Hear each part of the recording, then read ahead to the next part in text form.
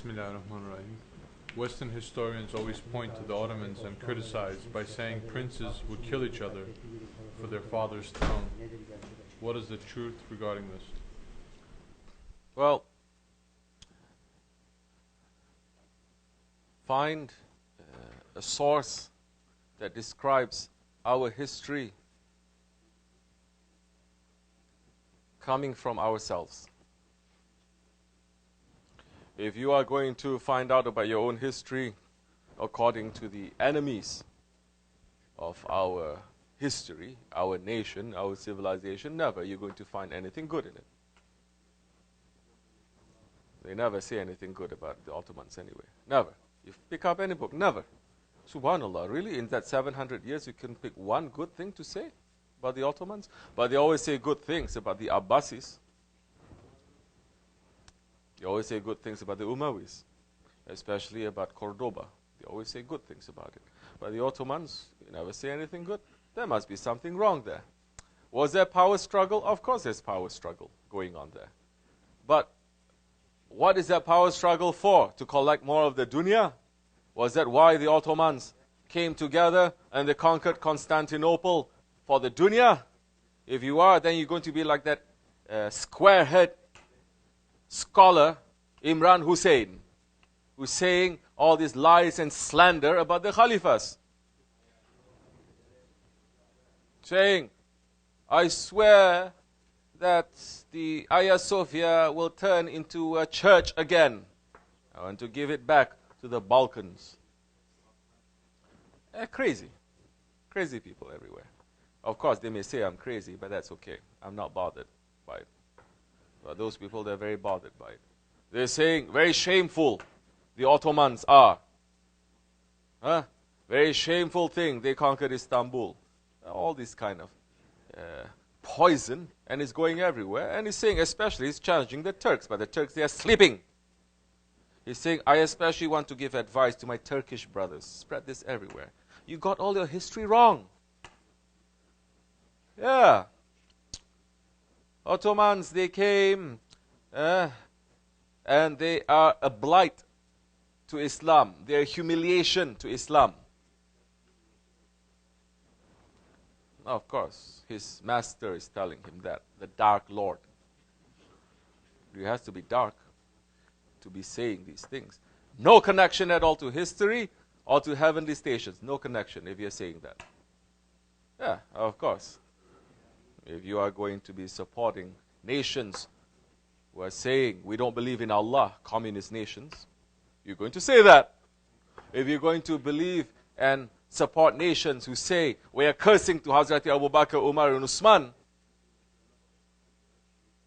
who is still celebrating the assassination of Hazrat Usman, celebrating that, you're going to be saying things like this. Doesn't matter if 20 years you're saying good things, but slowly your reality is going to come out. And whole world is seeing, this is not occult knowledge, by the way. I don't have occult knowledge about him. Check him out on YouTube. He's going to find it there. It is there. So, Ottomans, they came together for what? When they were conquering Istanbul. Because they want to get the praise of the Holy Prophet ﷺ. They want to get the praise. Because Prophet ﷺ is saying, Uncle got very upset with me. Now he's following Imran Hussein for years. But it's true. Check him out. You will know. You understand now. He's saying, I cannot even apologize, even if I want to. I'm going to speak. But Prophet is saying, the commander who conquers Istanbul, Constantinople, Constantinia, what a praised commander he is. He is the best of the commanders, and his army is the best of his army. And if you know how the Ottomans, they conquered Istanbul, it is nothing short but karamat and miracle, supported by the saints, by the awliya Allah, supported by the Holy Prophet ﷺ.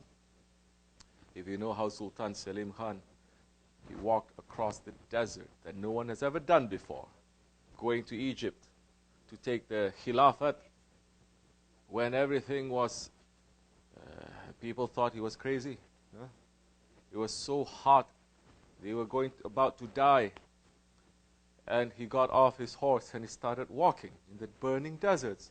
And they say, Ya Sultan, our soldiers cannot keep up like this. He says, don't even speak, because Holy Prophet is in front of us. He's in front of me and we have to walk. And they crossed it over. So, there are history behind history. What they say, nice term in college, narrative. What? Meta-narrative. All these kinds of things they have, but they have stories. We have stories too. But ours is not a story. Ours is a reality. Which source are you going to? You're going to the source of dunya and the enemies of Islam? Yeah, of course you're going to say this. You're going to the awliya Allah. You're going to those ones who understand our history, like our Shaykh. Then he's going to tell you. Up to you. Believe it. You believe it. You don't believe it. Who cares? So, Holy Prophet ﷺ is saying, if there are two heads, cut one of them off. How in today's 21st century understanding, just make it nice and clean, understanding, going to understand that? Never. How are they going to understand politics? Never. How are they going to, if you don't understand Ottoman politics, you will never understand the politics among the Sahabi Kiram. Because it happens. Then you start making judgment. Then you start saying this is good, this is bad. You start saying now, Ashra Mubashara, they are in hellfire, like the Shia, they're saying. Because weren't they together with Hazrati Aisha too? And didn't they have a battle against Hazrati Ali? But Allah has assured them of paradise. So how are you going to now fit all those things? These kinds of things, you have to come here to the Dergah. You have to stay for some time. Slowly we build a nice foundation that we may build something. And it's not something also that we are going to speak just for a few minutes for people to understand. But if you have intelligence, you're going to understand. If you're intelligent, you know. You don't need to know that you're approaching a town because you see a minaret of the masjid there. So, they may say, they may criticize, let them. Because the Ottomans, they do everything for the sake of Allah and His Prophet. Even in their worst moments, they were better than us right now. Even in their worst moments, they are better than us in our best moments. I'm seeing everywhere, everyone is getting excited. They're picking sheikhs here and there to speak at what? The first North American Hajj and Umrah conference. Huh? What are they going to talk about? I'm checking. Oh, money, business, Hajj, tours, tour groups. And you see who is there? Everything there. All the companies. And they're inviting people. Who is going to be there to talk about the destruction of Mecca and Medina? You think they're going to have a conference to talk about the destruction of Mecca and Medina? Or everyone who's going to go there, they've already been paid to speak, to support that regime, to support the ideology, to support this destruction. Now tell us, do we have a face now to even say anything to the Ottomans? Do we have any face now to say anything to the Sultan that we just came back?